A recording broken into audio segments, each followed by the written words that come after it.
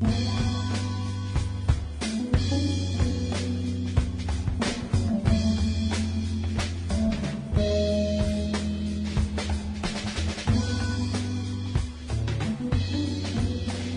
right, y'all, welcome back to the show. It's Anti-War Radio. I'm Scott Horton. And our next guest on the show today is my friend Tom Woods. Full disclosure, I'm friends with Tom Woods, and I already agree with him about just about everything. On just about everything. Tom has his plain old degree from Harvard, his advanced degree from Columbia. He's the author of a great many books. In fact, I guess I'll just tell you all of them.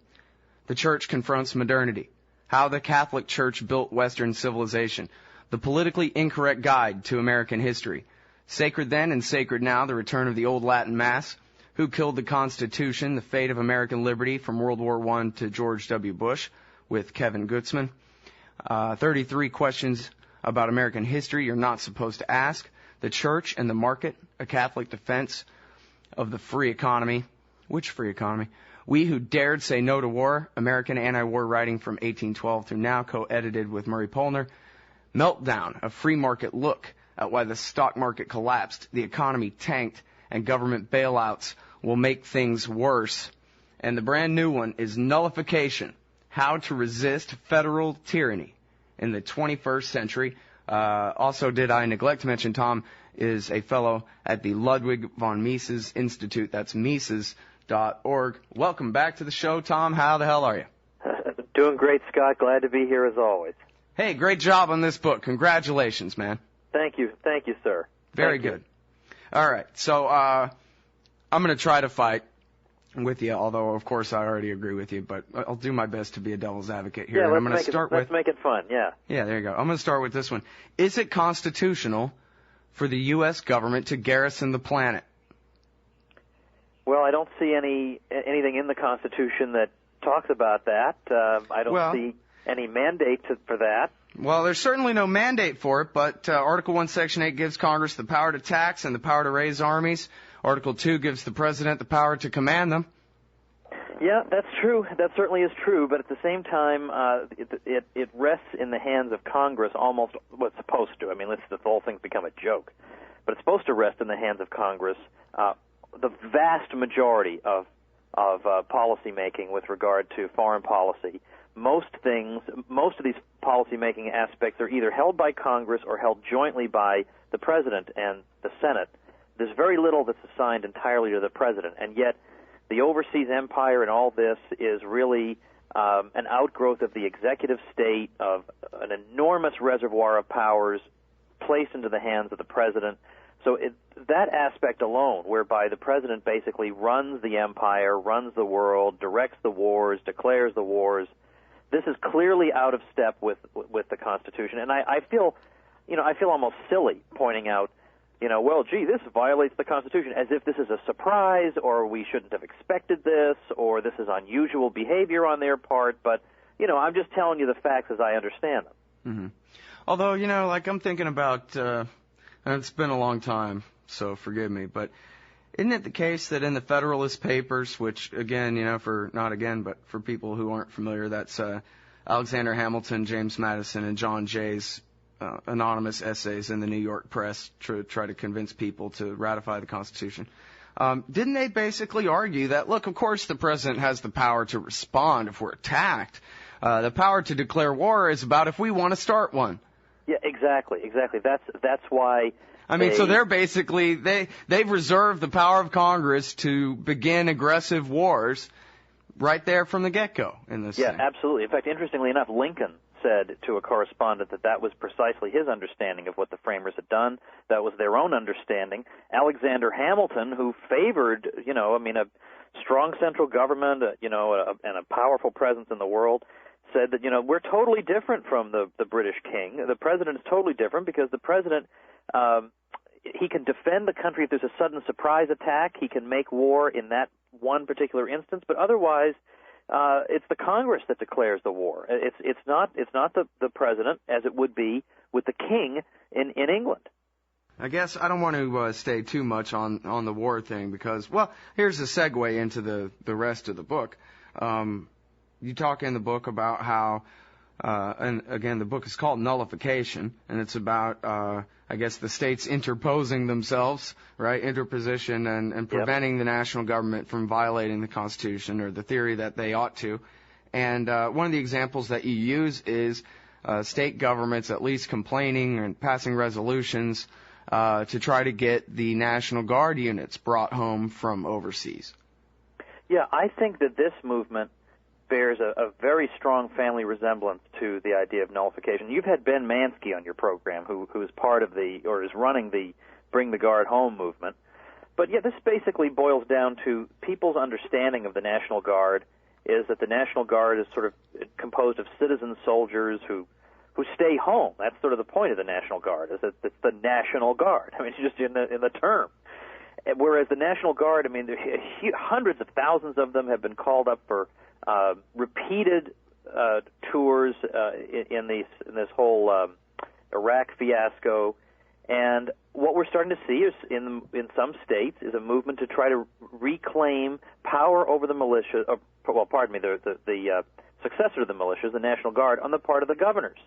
And it's interesting that this is a movement that has won the support not just of political liberals, but also there are conservatives. WorldNet Daily, which is the sort of big sort of neocon site, supports this. The 10th Amendment Center, the libertarians, military families, they all agree this is not the role the National Guard is supposed to have. And this used to be a check that the governors had, that we in the states had. We actually had a check, to some degree, on federal power when it came to war making, that you can call up the militia, or in this case the National Guard, only if these particular conditions hold. If the country is invaded, or there's an insurrection, or it's absolutely necessary in order to execute the laws of the Union. That is it. Not because somebody's got a hangnail in Pakistan or whatever, or because the president has some imperial ambition somewhere. Those are not among the constitutional requirements for federalizing the National Guard and calling them up and just sending them wherever you like. Yeah.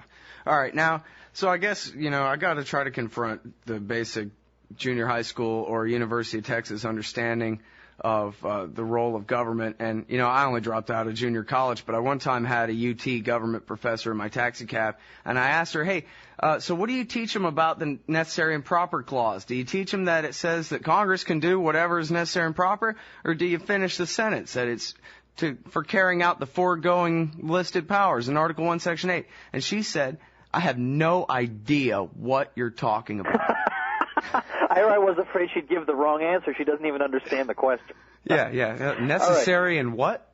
Yeah. Well, see, that's, in the nullification, in the book, I actually start off with going through a few of these clauses that normally they try to appeal to if anyone bothers to ask them where they're even getting their constitutional authority, and that's one of them, necessary and proper. A lot of us learned in junior high that this is the elastic clause that pretty much covers everything, allows the federal government to do whatever it wants.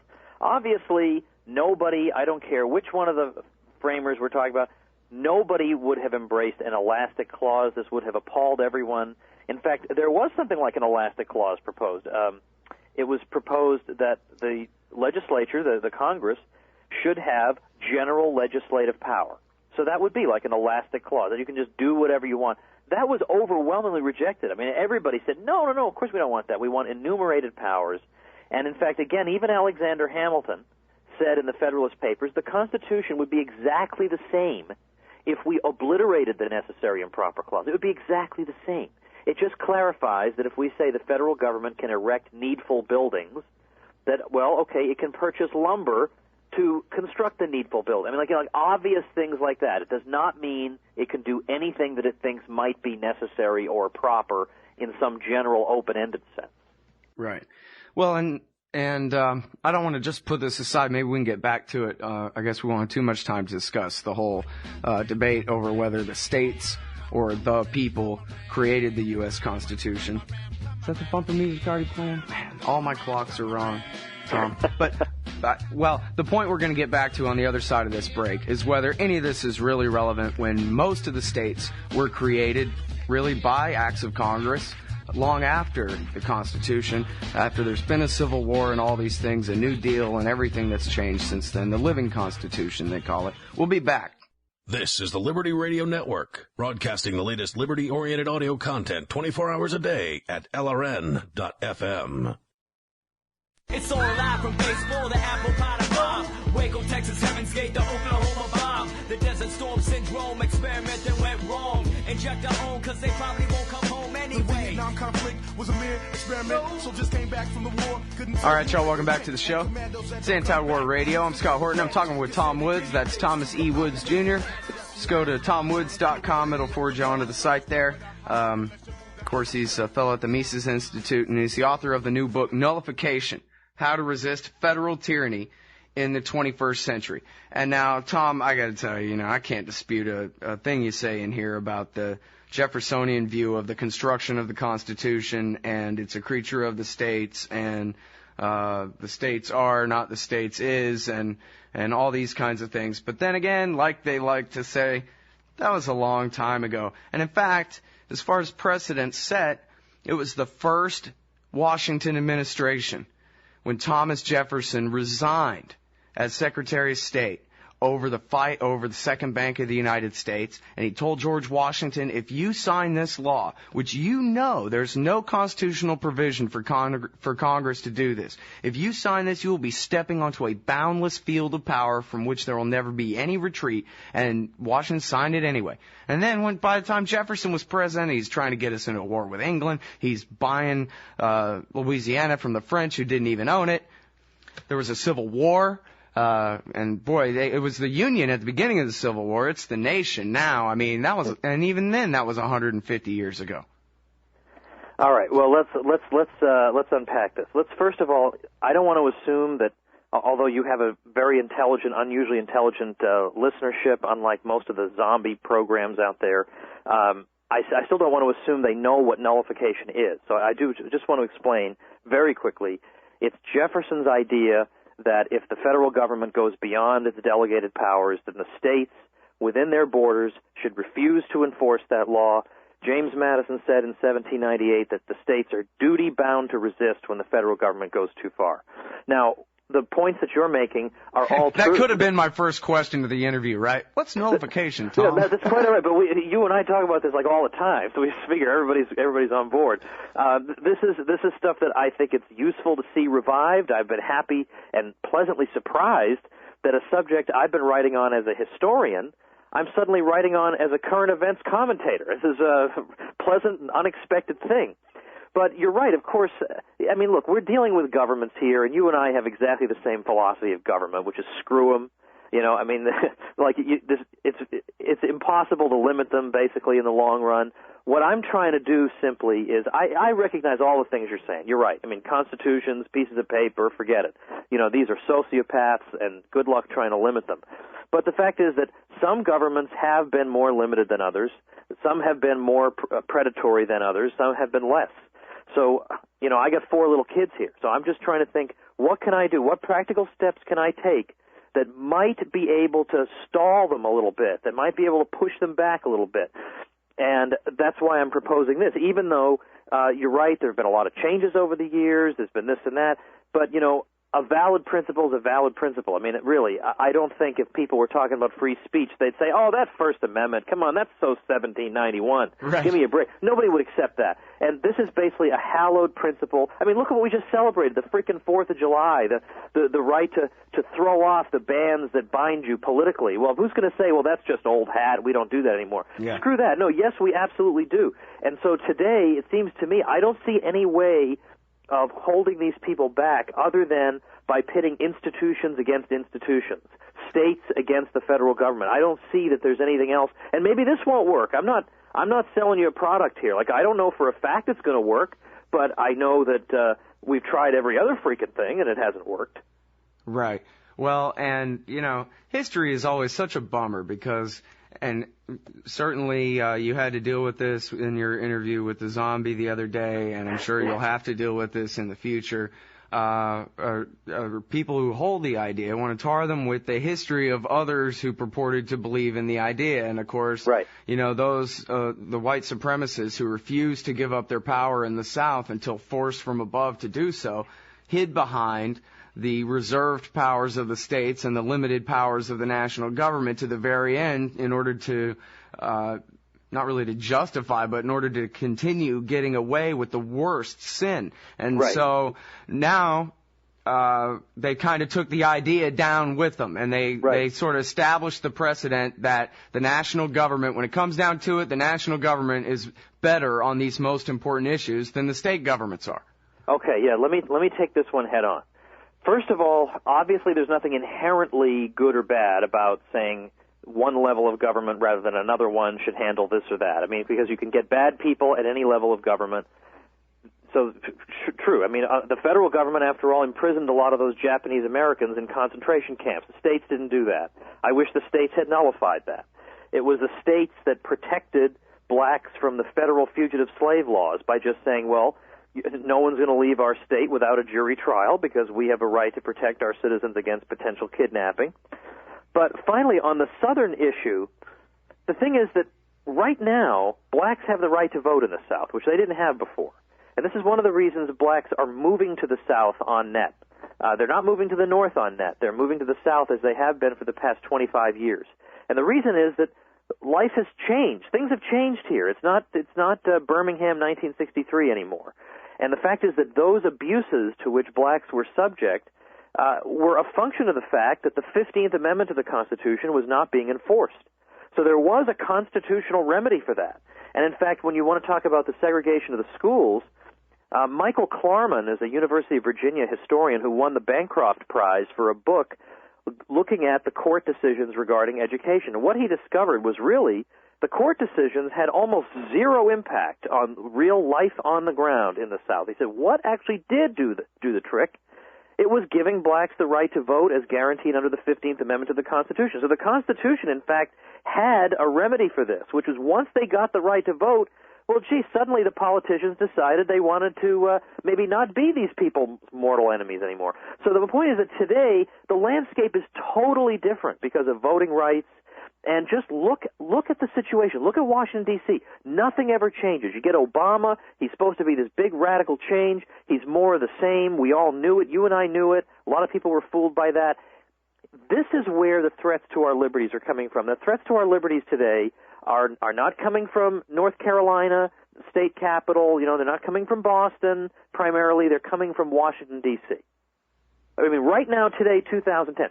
So in fact, I will pledge on your program, Scott, that if nullification begins to be revived, and if any time in the next 50 years nullification is anywhere used to bring back segregation, I hereby pledge to donate in 2010 $100,000 to the charity of the New York Times choosing. No, not the I New know York for a fact. Times. No, but I won't have to do it, Scott. I guarantee you. I guarantee. We all know that's not going to happen. Yeah, so how I won't about have to donate do $1 million to raise a private militia to invade that state and liberate the people? Yeah, there you go. Exactly. We'll save the money and do that. Exactly. Well, look, and see, here's the thing, too. First principles. You mentioned the Declaration of Independence there. First principles. People are born free. They allow governments to exist. They delegate rights that they have, such as their natural right to defend their own life, to governments to protect them. And another major principle here is no matter how old the law is, you mentioned the First Amendment there, the law is the law. And if the Constitution's not the law, then what is it other than a blank check for George Bush and Nancy Pelosi and whoever to do whatever they want with us? That's the real thing. We're going to get back to that right after this break. Tom Woods, author of Nullification. You can sign up for the Liberty Radio Network email updates at updates.lrn.fm and join us on Facebook at facebook.lrn.fm.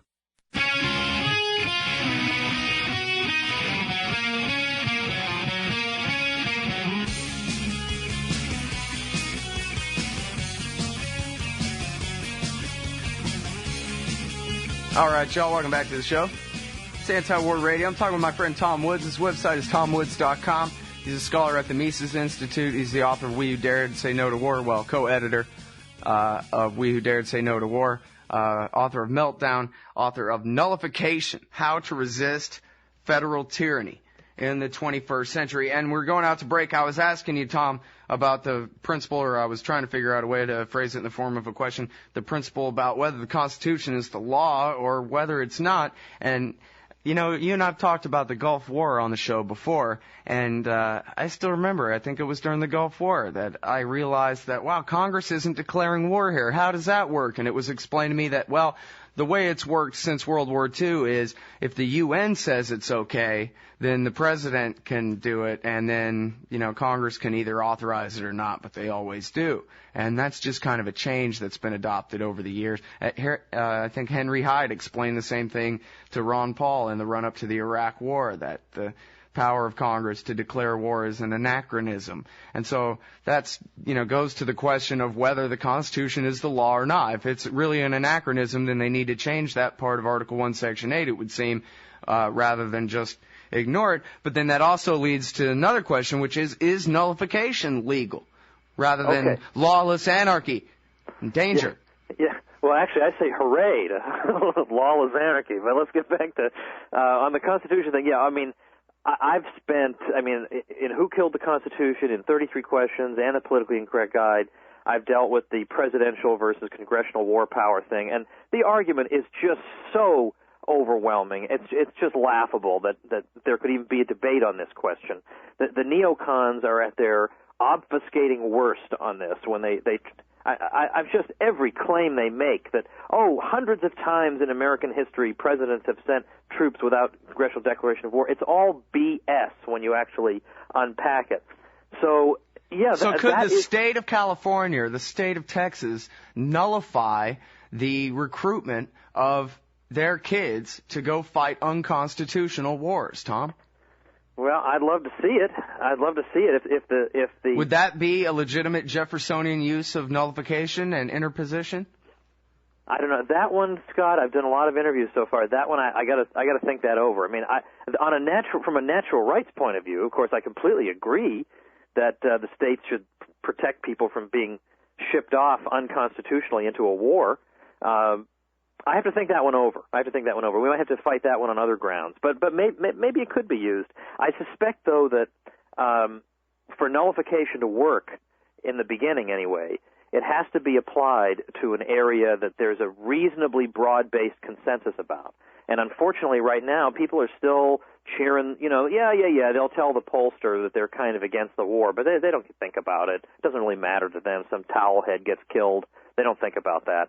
So I don't know how promising that is, unfortunately, and it breaks my heart to say that, because for me, the most important issue of all is the war issue. So I don't know that this is the most fruitful place to start. But nullify the empire. That obviously is the most important issue of all. Yeah, that should be my next book, Nullify the Empire. Golly, that'd be great.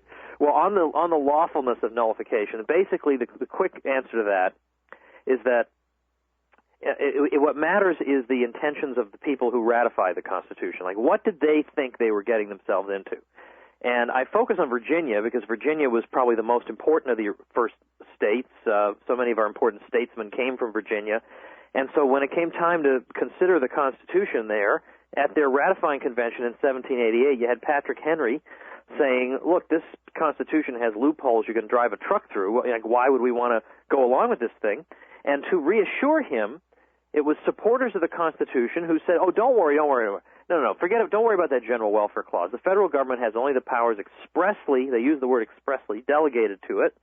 And then George Nicholas, who became the first Attorney General of Kentucky and who served on the committee to draft the ratification instrument of Virginia, said, look, if the federal government goes beyond the powers that are listed in here, don't worry, Virginia will be exonerated from it. All we have to do is just point to the statute and say, no, wait a minute, we never gave you that power, and we won't have to enforce it. So in other words, there is a presumption of nullification at the Virginia Ratifying Convention, and even with that presumption, even still Virginia barely ratified, by a very close vote, barely ratified the Constitution even then.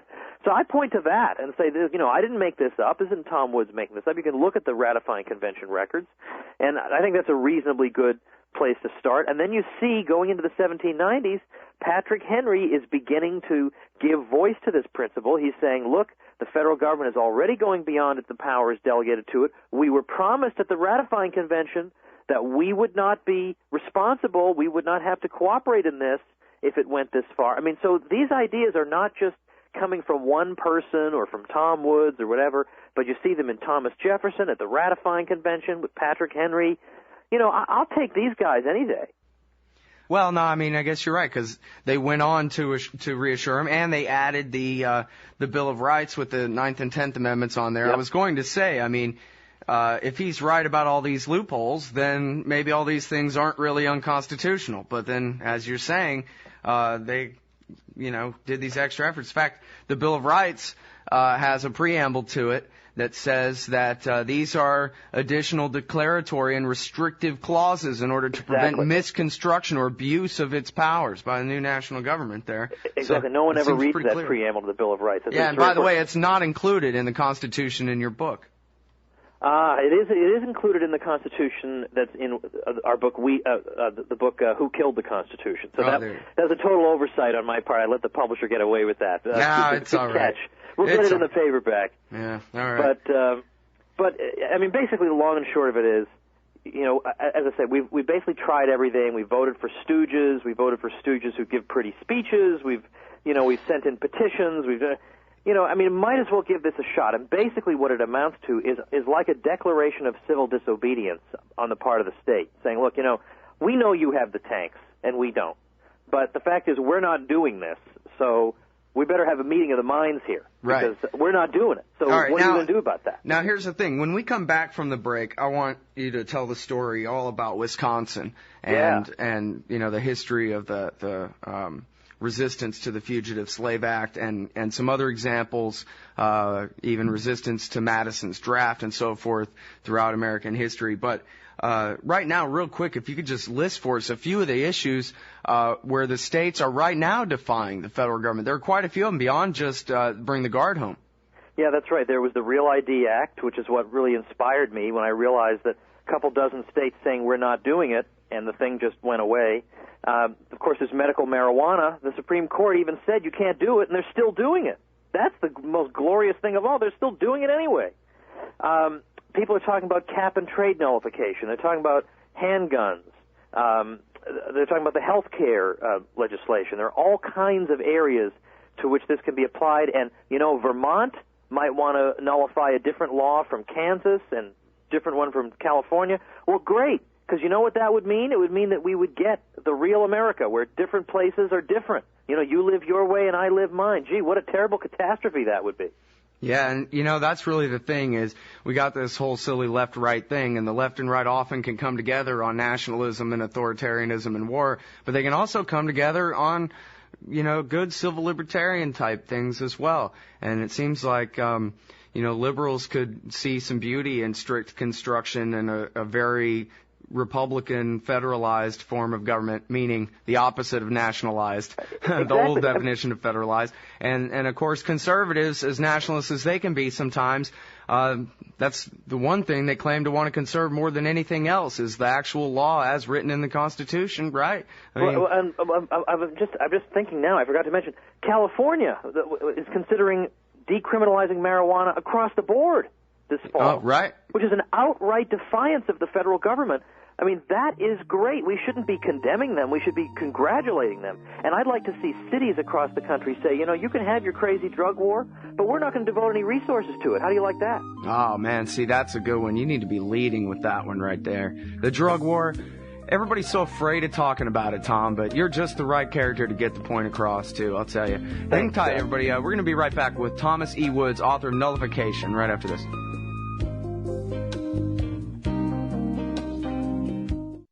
What's up next? Visit the Liberty Radio Network program guide to find out at shows.lrn.fm. That's shows.lrn.fm.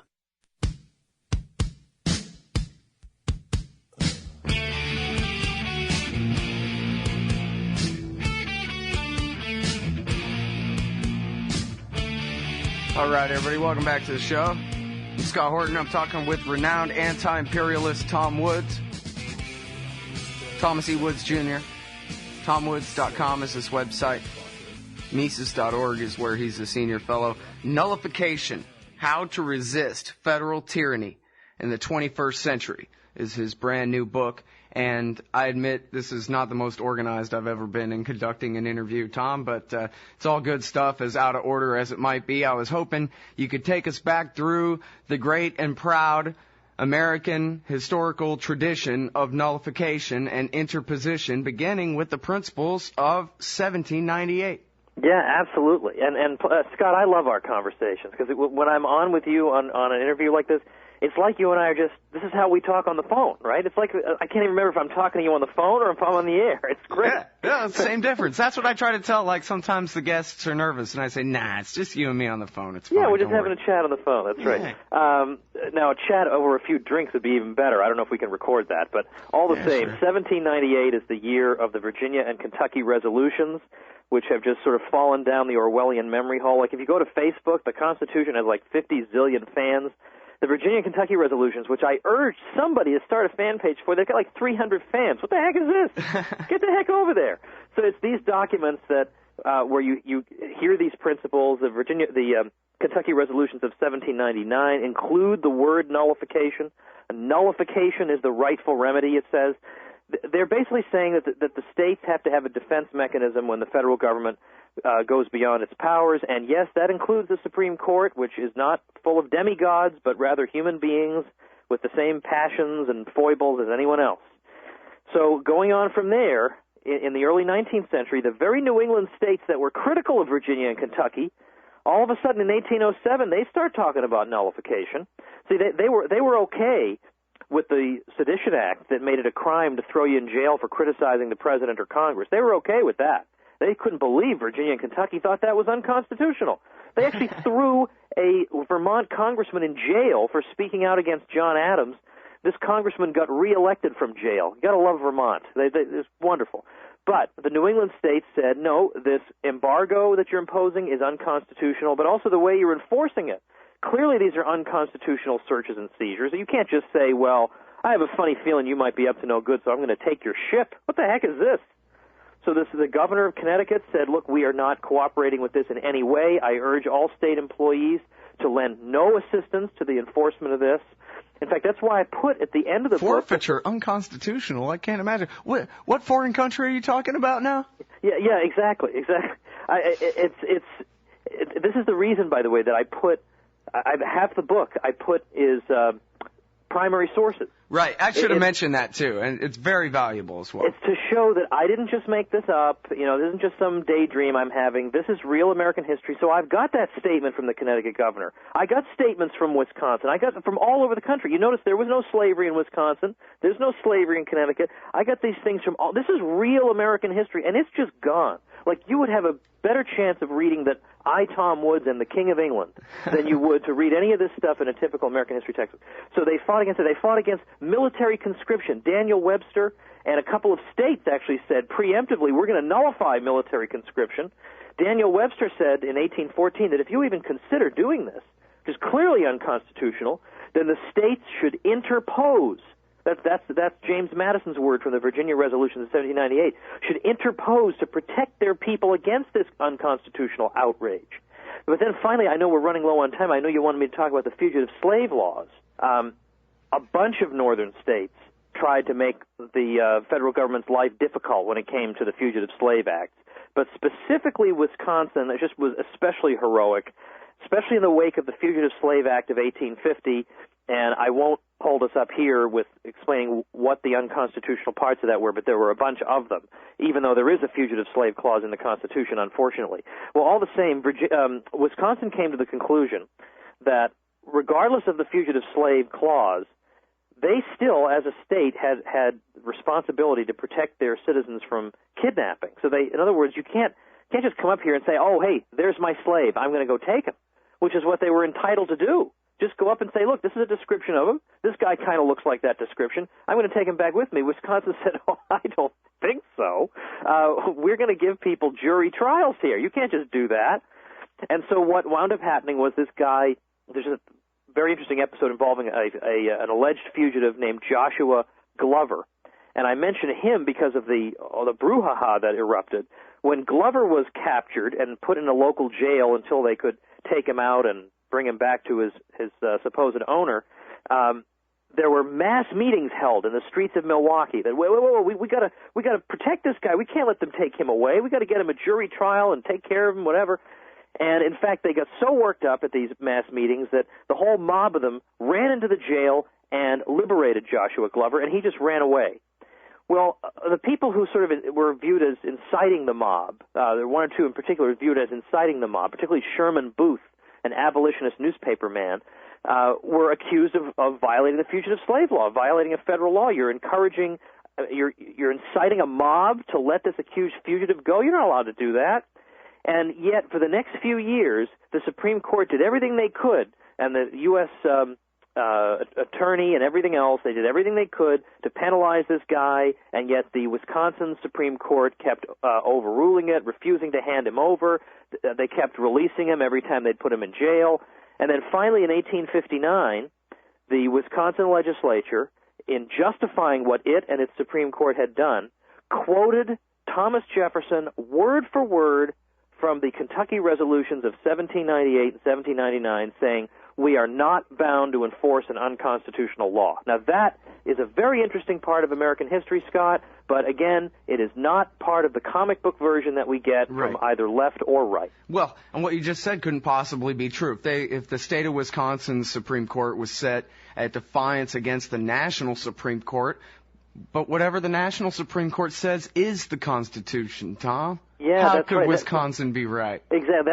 That was the innovation we got in the 20th century. In the second half of the 20th century, we started getting that our decisions are the Constitution, which, again, no one would have accepted that. Oh, I see. A bunch of people we have no way to get rid of, in effect, can just sit there and tell us what the Constitution means. No, I mean, this would have been considered insane by everybody. I mean, Lincoln said the state should just disregard the Dred Scott decision. I mean, this is Lincoln, the iconic president, for heaven's sake. So this is not some crazy theory that people came up with.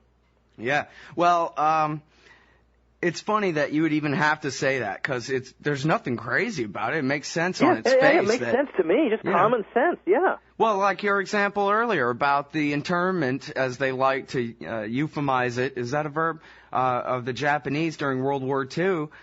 The state of California should have said, hell no, put their guard on the border of Utah or whatever and said, you can't come in, feds. Yeah, exactly. And you know what, Scott? I've already been smeared by one guy on the left, that Lou Dubose, and I wrote to him and said, look, Lou, what would you have done, in the 1940s? I mean, wouldn't you have cheered a state that nullified that order and said, no, we are protecting our people against kidnapping. We're protecting them, and you're not going to do it. And he came back and said, no, nullification is stupid and evil and slavery and segregation and blah, blah, blah. He said, no. What we should have done is appeal to this Supreme Court precedent over here.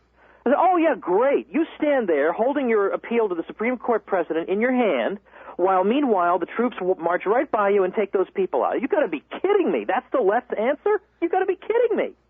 Yeah. Well, and of course, how did that work out? Because the Supreme Court, I guess, did find that the whole thing was unconstitutional long after the fact, right? They might have done so long after the fact, but in the immediate run, the court found nothing wrong with it. So there's another problem. Supposedly the court puts these things right. Yeah, hey, people died in those camps. People went to those prisons and never came out again. People, spent their early childhoods in those camps. People's lives were destroyed. And look, I don't know if it would have worked to try a state nullification of that, but obviously not doing it didn't work. I mean, at least we try. Yeah, and boy, you brought up the example of the drug war, which is, it's so funny the way it goes, it's universally understood, but universally unacknowledged, the destruction that this drug war policy is having on our entire society from top to bottom. It's just the worst. Right, and it's a federal program. It's not Alabama doing this. It's doing it at the dictates of the feds. But we're supposed to think of the feds as our great and glorious progressive protector, and we can't think of it as something that we need to fight against. Yeah. Well, Ron Paul was saying recently, the whole thing's going to start falling apart. We're going to have de facto nullification anyway if we don't get the legal precedents in place. And yeah, that's I think we can look forward to that, although it might be tough times to make it that true. But I guess that's what it takes sometimes. Thanks so much for your work on this book and your time on the show today, Tom. Thank you, Scott. Everybody, that's the great Thomas E. Woods, TomWoods.com. Nullification. How to resist the feds.